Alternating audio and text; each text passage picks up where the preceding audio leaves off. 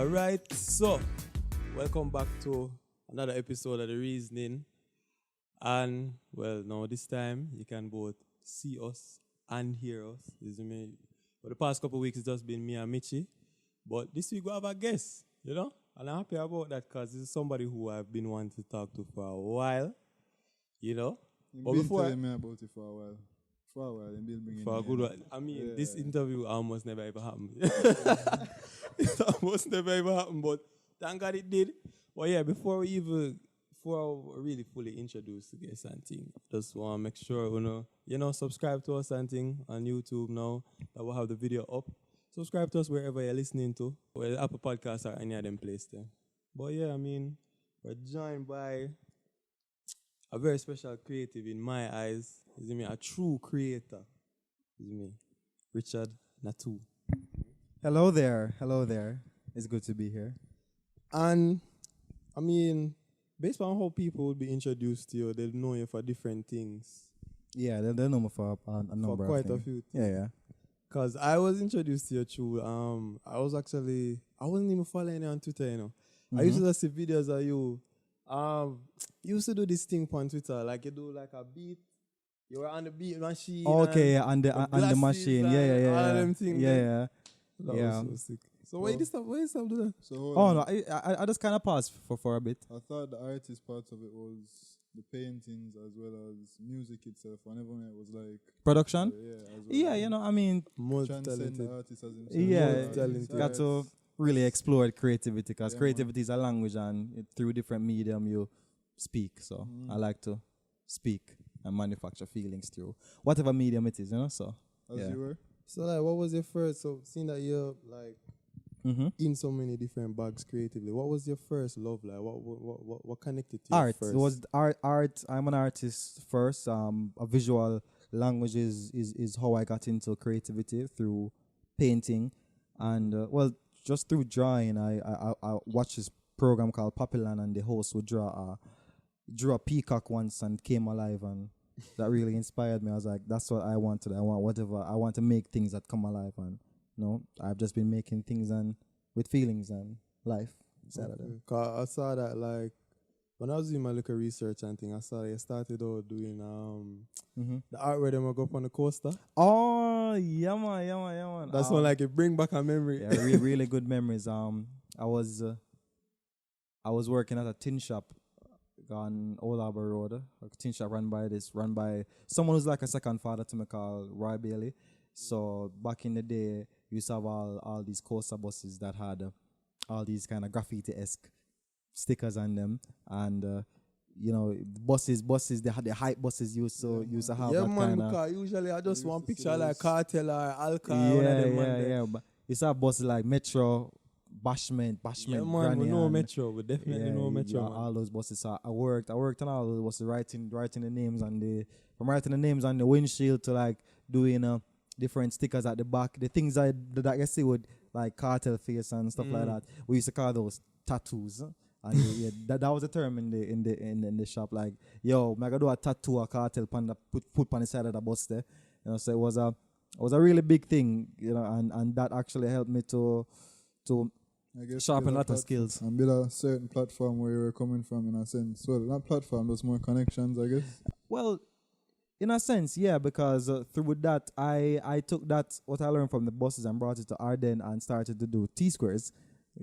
You start design from people T-square? Yes, I designed a my T-square and people started to want me to design their T-square until I was doing it for a couple of years till it became like a rite of passage where kids in like 8th grade would like, can't wait to get to 9th grade so they could have a T-square so I could design it.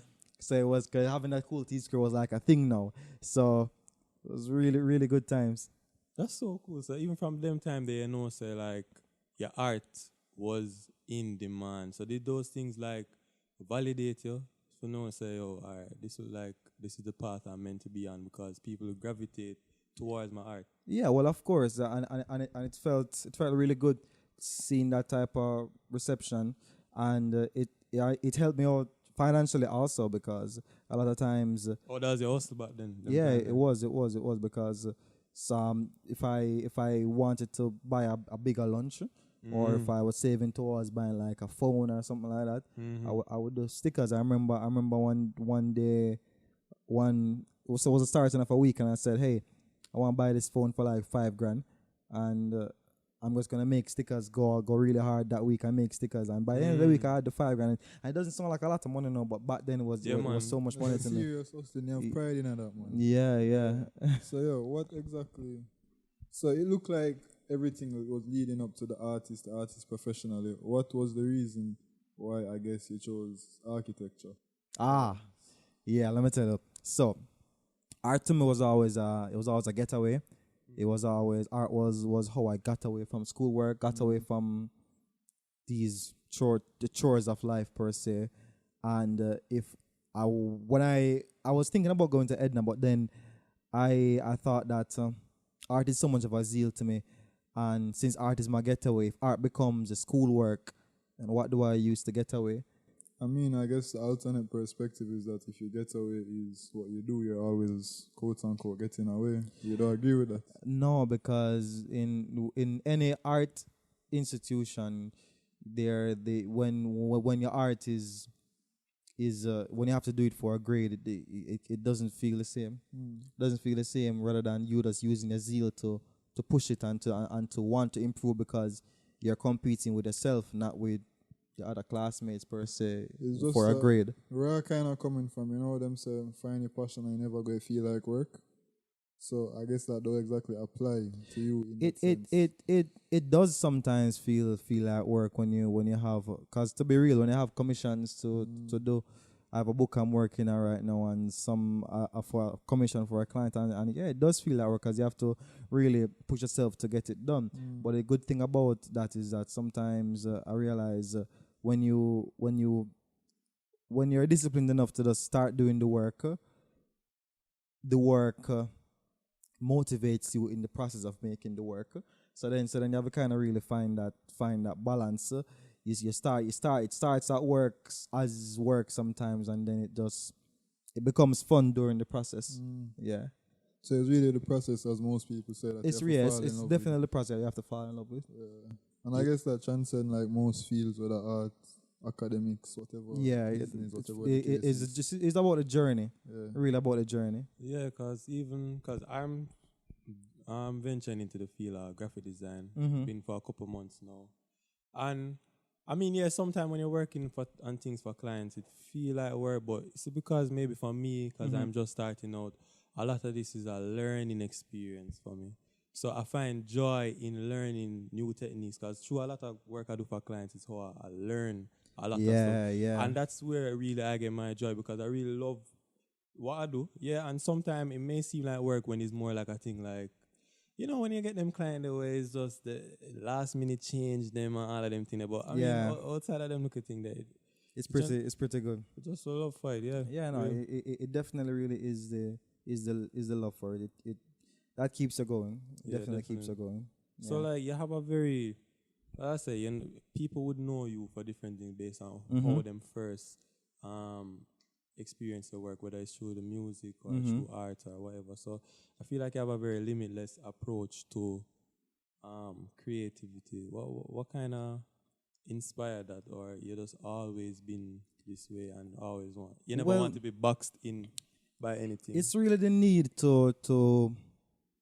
the need for a conversation, and the need for internal conversations to be, or internal narratives that happen inside my mind to be heard. Sometimes a painting doesn't have the words per se, and sometimes it's really music that can really convey that narrative that I'm trying to push. So you move from the different mediums based on what you're trying to get out. Yeah, what kind of feeling I'm trying to get out, because primarily that's what I do. I manufacture feelings. I create feelings. And I try to describe these feelings that I have inside of me. And sometimes a painting can't describe it like how a piece of music will describe it.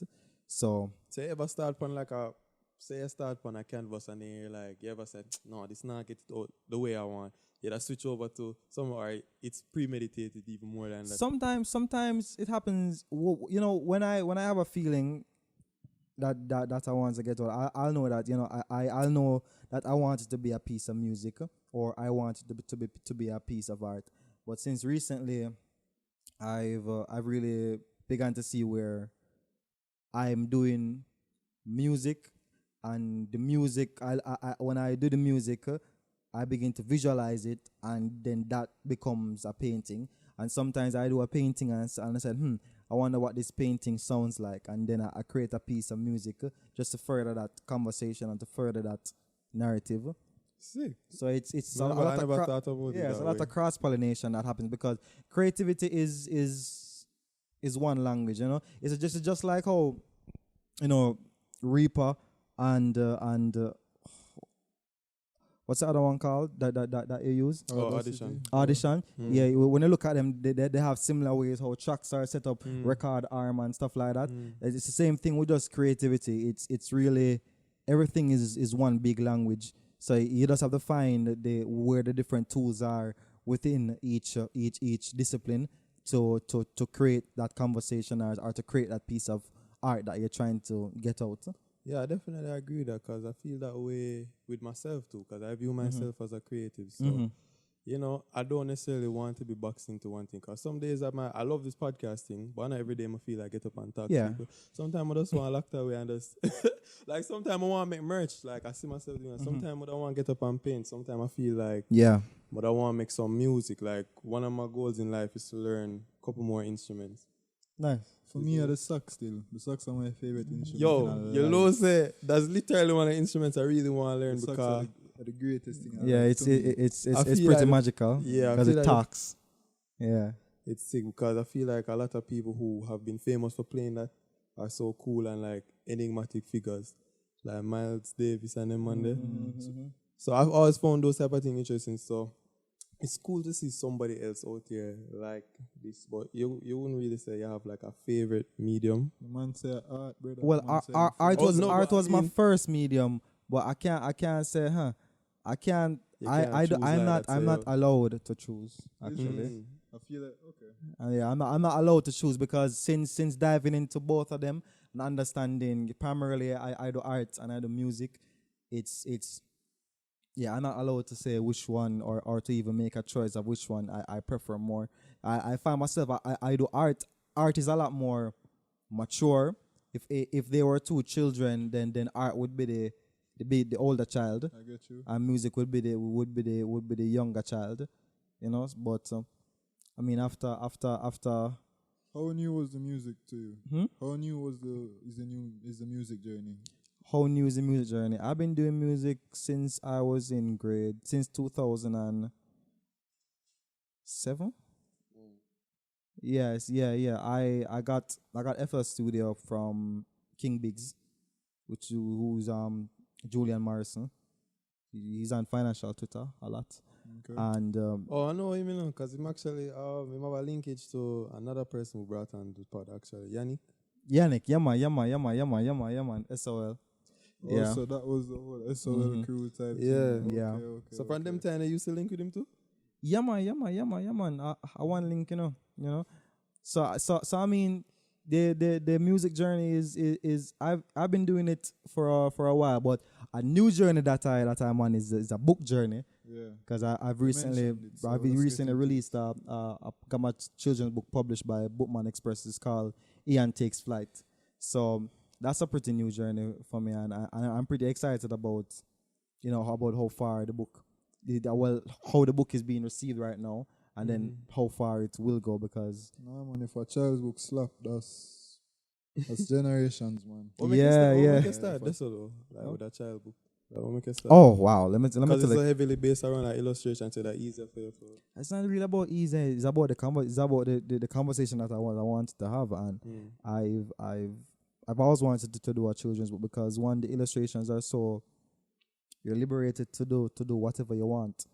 They're just made to feel good. They're just feelings. You don't have to think about if the form is proportionally correct or if the color theory.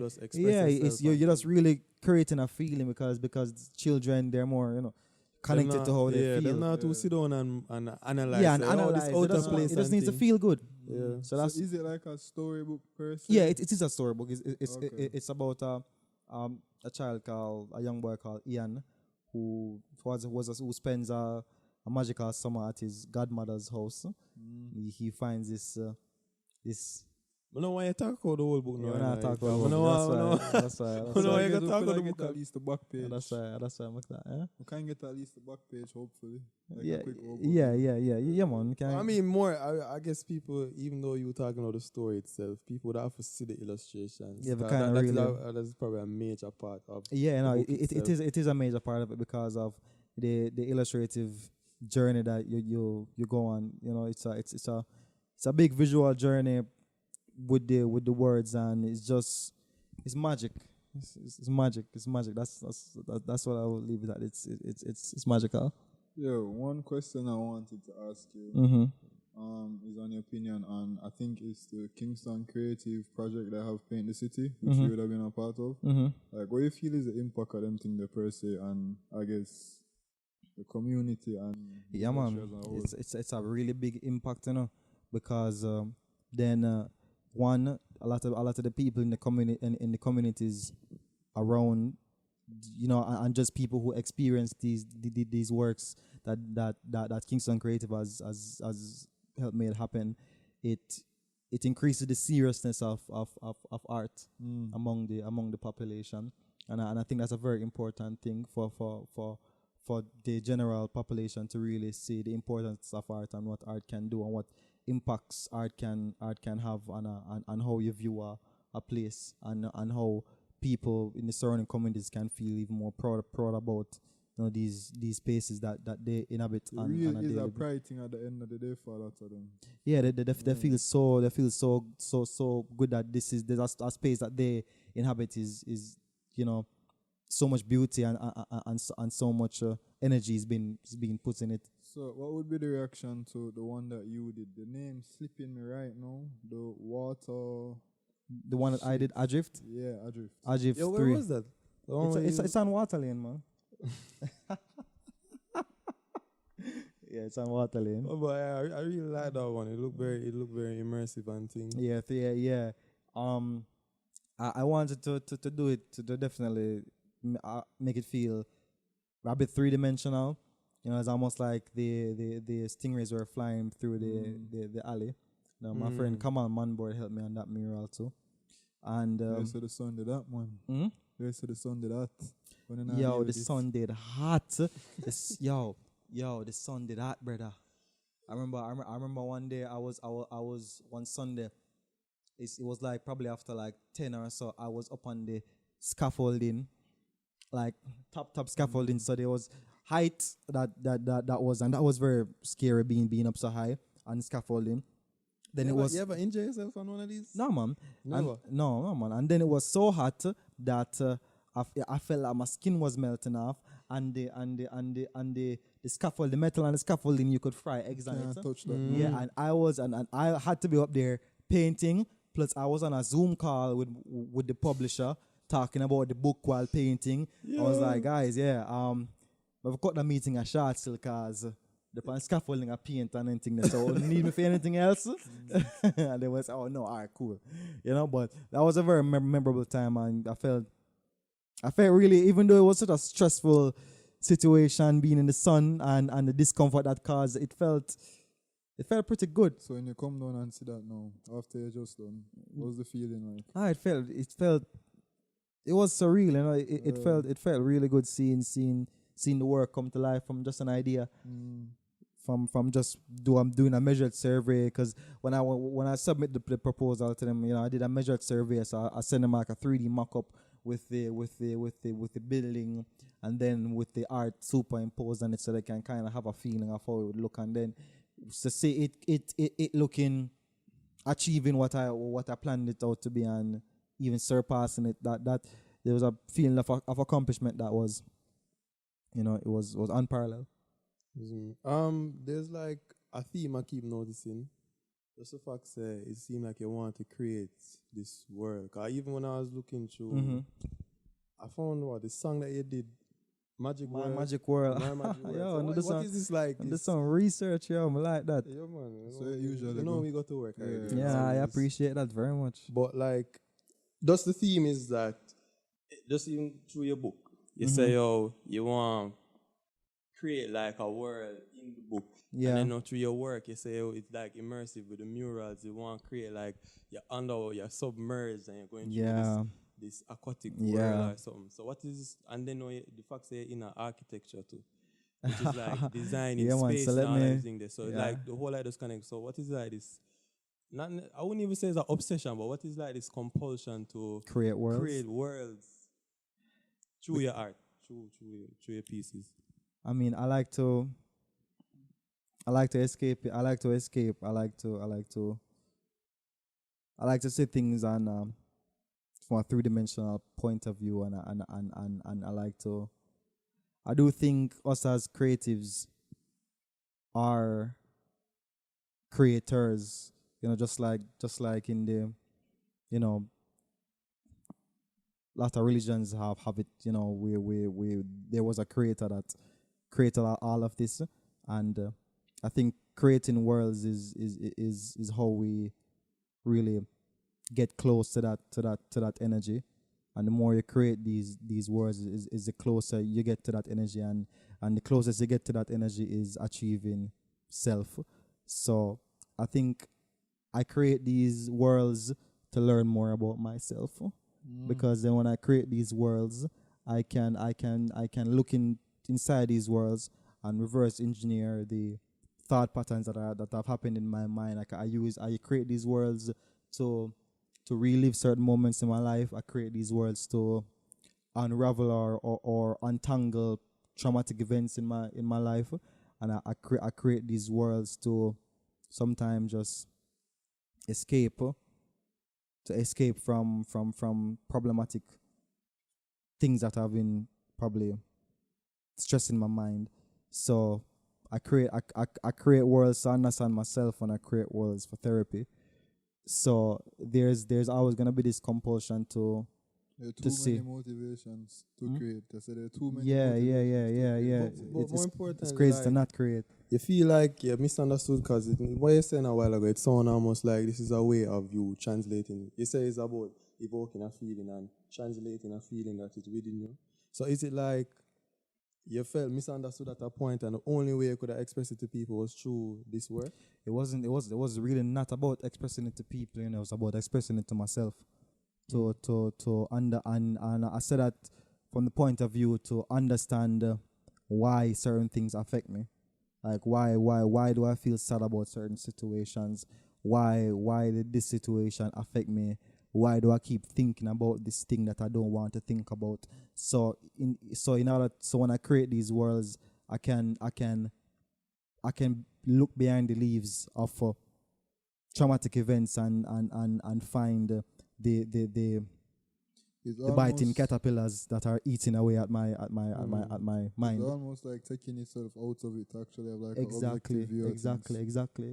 So- 'Cause the other day I saw you doing some pieces, but not like these beautiful ones here. Not to say that those weren't beautiful, but it just look more like I don't know. grotesque. Yeah, like Yeah. I don't want to say demon or any of them looking fools, but it just look very Okay, aggressive. Like so those works from a series I call Teeth, and those works are there an exploration of the human shadow. Now I've been studying a lot of psychology, and there's a psychologist called Carl Jung who basically found this concept of the human shadow. And the thing about the human shadow is that when from reading Jung's work, I realized that a lot of people don't look and learn to live with their shadow, and then their shadow starts to control them. So then I did a series of works before called Me and Mr. Needles, which was about anxiety.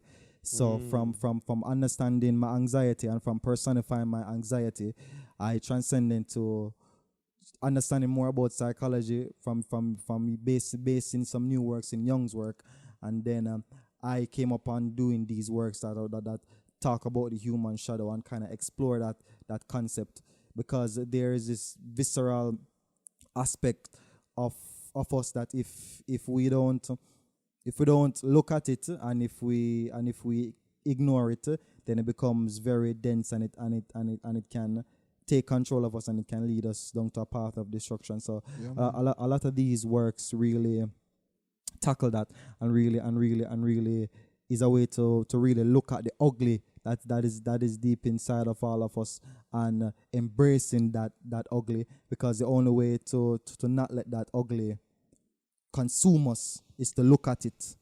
So those works were looking at that ugly. I definitely agree with that, because a lot of the time people don't like to sit with those ugly parts of exactly. themselves, And when you don't confront it. when you don't confront it, and Young says that the more you don't confront the shadow, the denser it becomes. Harder. So is this like your way when you give it like a, because you're saying Mr. Needles? Yeah. So you personify him. So it that make it easier for you to deal with him? Yeah, because anxiety that is. Anxiety, yeah. It was very easy to it made it so much easier to deal, because it was not just an abstract concept of this emotional response when your body feel tense up and you feel like bees are underneath your skin pricking at you. It's a person, it's a solid thing now that you can look at, and that you can sit around a table and say, oh, why are you doing this to me? And then at the end of my Mr. Needles series, it ends with basically me and Mr. Needles on the edge of a tree, looking out into the horizon, and saying that, hey, you're not going anywhere, and I'm not going anywhere. If you try to kill me, then you die too. So we just need to learn to live together.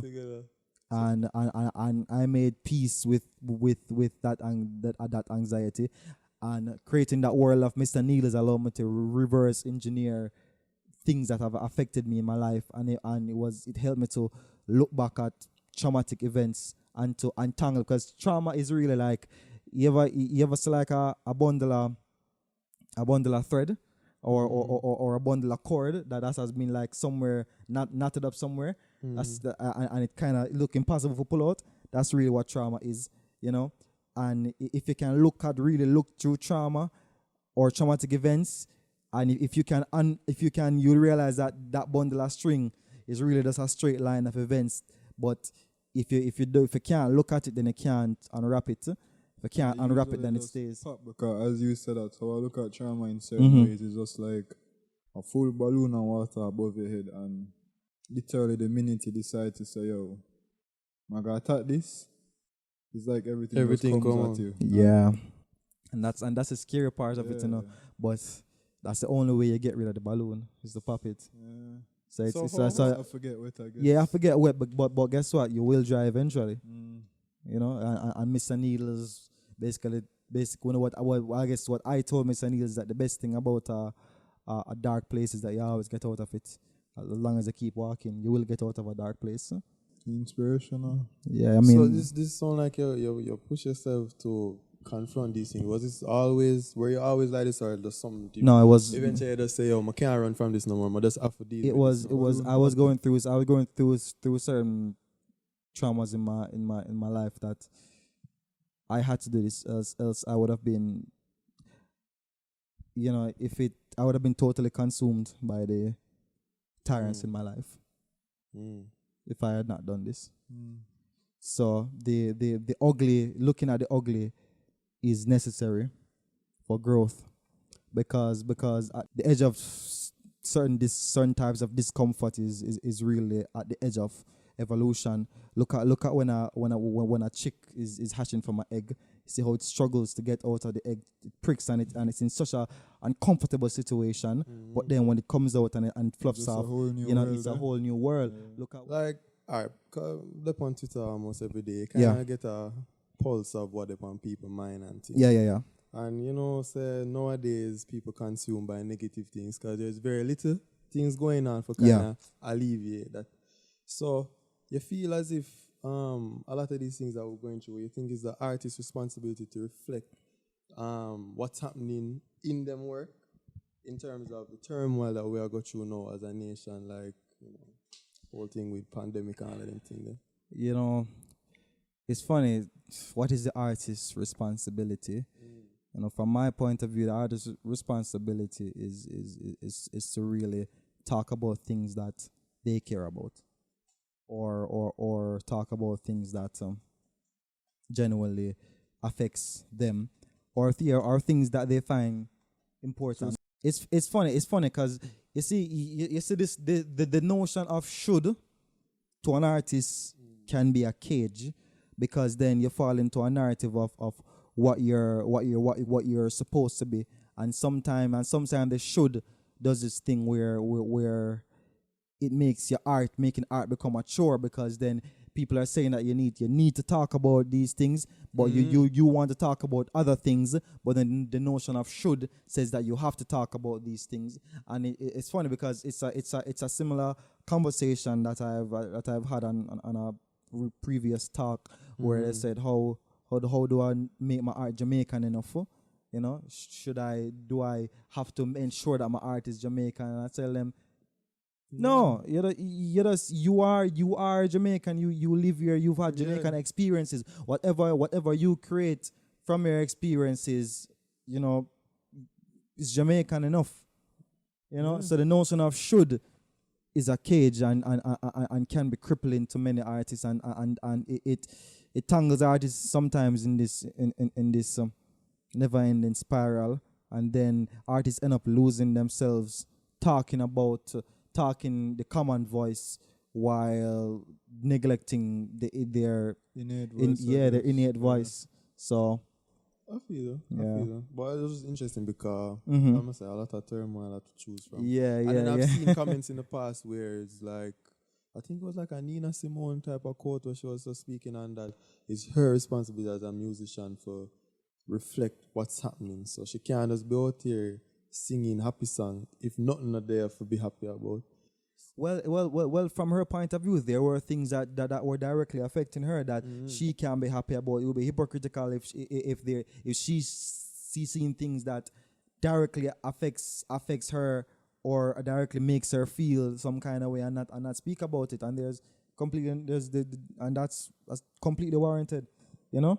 So you feel like this what's happening has affected your work? Define what's happening. COVID pandemic. So that's the whole negative vibe that just across the country big now. cloud. Yeah, this is big cloud, brother. You feel like that Do you feel seep it? into your work, or you don't really?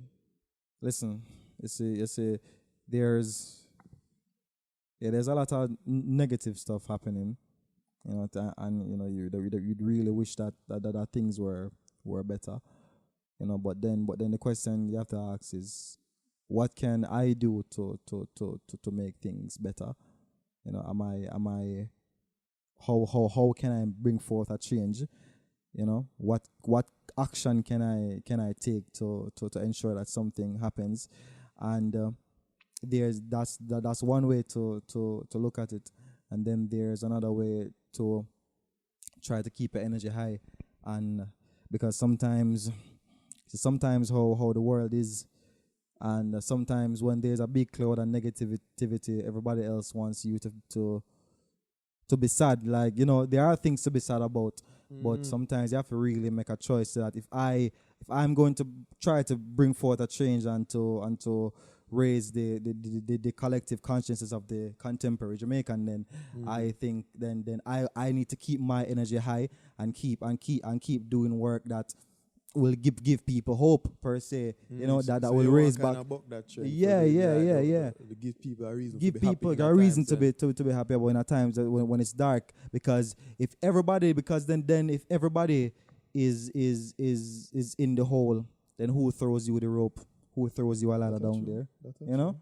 That's true. So if you really are try take everybody out of this hole, then you have to try and ensure so you get out of the damn hole. so you can throw a ladder down and take out people one out of the hole. So you have to lead, yes? Yeah. So you have to lead. Yeah. So this recent series that you've done, because these have just been on the camera and people probably don't know why. So this recent series that you do, is this like your way of giving people the rope? Not in a bad way. Well, throwing them the ladder. Yeah, Good God. Giving them the rope sounds a bit morbid. We're throwing them a ladder. But yeah, I mean, this new series is Zodiac series that I did along with some other untitled series stuff that I've been doing, and a lot of these works, you know, people people like to really look to the magic of the stars sometimes. You know, just to see how the stars align in ways to kind of understand themselves. And there is a lot of magic in that. And when people, you know, can embrace their magic and it's something that they can be happy about and they can be happy to embrace, then I do think that that's something that would raise their energy levels and give them hope. So hence you have the Zodiac series that people can buy, you know, one of their signs and look at it and it can give them some energy. You know, so yeah. Okay, cause I know say a lot of people always talk about, like, I feel like I wouldn't say it in vogue or anything, but I feel like there's been a lot of conversation on social media about your sign and all of them type of thing there too. Yeah. So that kind of inspired too. Yeah. Because you know, people, it's something that I see. You know, it raises the energy levels of people, and it gives up a positive reaction to people. You know, so people react positively to talking about themselves and exploring their own magic and their own world, their own psyche, and it's you know, it's something that gives them energy. So why not? If I can do something that can give more people energy, then why not do it? So how can people like reach out? Should people like reach out to you directly? If People do reach out directly, and there's a website called Untitled by Nattoo.com. That they can go and purchase the works. And I go drop the link. Yeah, man, drop the link. Man, drop a link and everything. So all of these right here are available on the website. Okay, yeah. And they can put in an order and you make more. Is it a limited amount that? Well, these ones are originals, but I'm considering doing a few prints in the future, so they can stay put. Okay, yeah, they can definitely stay put.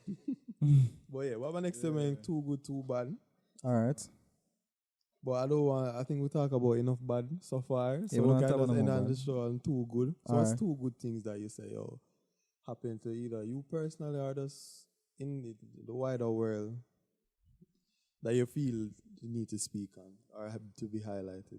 Too good. Well, one really good thing is that I'm a full-time artist now, and I don't have a 9-to-5 job anymore. Oh, this is a recent. Yeah. Since so was it a forced or like a choice? It was a choice. It was a choice that I made that I. That's good. Yeah, you know. And many times these things forced upon us. No, man. I made it a choice, and another really good thing. Yeah. Well, my partner. It's a really good thing that's happened to me. So I'm pretty happy about that. Yeah, she's actually been helping out too and watching the camera and all of them things. So we're grateful for her too. Set things. Yeah, I mean, on that note, I don't want to keep it too long because we actually started later than we wanted to. But I feel like we got through enough and you drop enough gems so people can pick from. And For sure. Bear clips. Like, I feel like we covered a lot in a little short time that we are talking. Well, I'm glad I interviewed her. I mean, I tell you, man. It's been weeks in the making. Weeks in the making.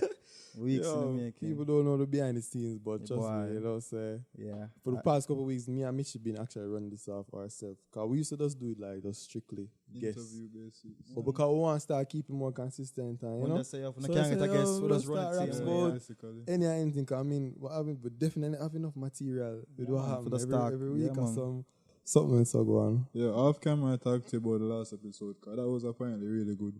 Really? People are big up for that? People, if you really want to show us love, leave some ratings on Apple Podcasts. Most of you guys listen on that. So if you really love us, ratings. Those definitely help push us. Yeah, get them on some ratings. In the charts so more people can see the pod where you will love. You see me? But yeah, on that note, make sure to subscribe wherever you're listening to. Subscribe wherever you're watching. Definitely on YouTube. You know, leave a like. Them things they help. Cause you know, so everything is algorithm based. And we definitely have to big up Nattoo for, you know, forwarding and figuring out the audio, brother. Yo, because this man all I help figure out the equipment and all of them things. So he really wanted this interview to take place. So trust me, we have to big him up definitely. Because I feel if it was anybody else, then probably said, yo, them you to unserious. I'm going about my business. Fuck this. But yeah, him stick to it with us, so I have to give him props for that. But respect, I appreciate that. As usual, you can find me at ELJ0 _ on Twitter. I'm very funny. You guys should definitely follow me on Twitter. I might try to build up my Instagram to say, that'll pop up on the screen and everything. But for the people listening, is _ELJ0 again. See me? Where them can find me, Michi? On Twitter at @MattyMitchell _. I'm thinking about using my Instagram this year. We'll see how that go. So Why this year? I feel the vibes, bro. mad. You find woman and one out there now. I guess you can say that. Well, you can find me at DJ SINISTA1. That's basically everywhere. Or at untitledbynattoo.com or richardnattoo.com. So I will definitely have the links in the bio and have them popping up on the screen. But this is just for the audio listeners. But yeah, once again, thanks for joining us for another week. You see me? yeah, And definitely big up to Nattoo again. But yeah, this has been another episode of The Reasoning. man. We're out.